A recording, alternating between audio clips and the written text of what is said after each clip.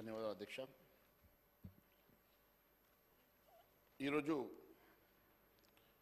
Cantonment ఎమ్మెల్యేగా లాస్య నందిత గారు మృతిపై సంతాపం తెలియజేస్తున్నాం అధ్యక్ష.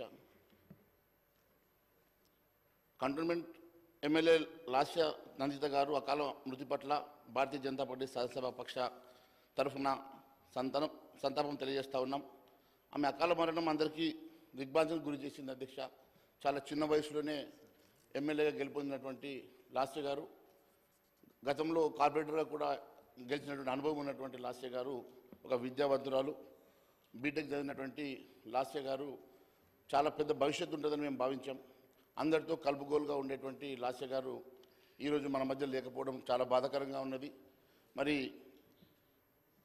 ఆమె ఆత్మకు శాంతి చేకూరాలని చెప్పేసి ఆ భగవంతుని ప్రార్థిస్తూ ఉన్నాను అధ్యక్ష.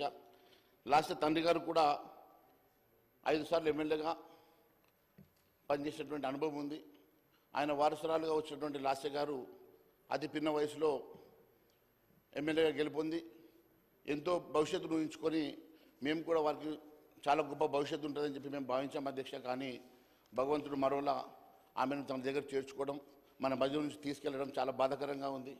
మరి వారి చనిపోయిన సందర్భంగా వారి ఆత్మకి శాంతి చేకూర్చాలని చెప్పేసి భగవంతుని ప్రార్థిస్తూ వారి కుటుంబానికి దిగ్భ్రాంతిని తెలియజేసుకుంటూ మరి భారతీయ జనతా పార్టీ తరఫున ధన్యవాదాలు తెలియజేస్తున్నాను అధ్యక్ష. Thank you. శ్రీ మంత్రి పొన్నం ప్రభాకర్ గారు. అధ్యక్ష, కంటోన్మెంట్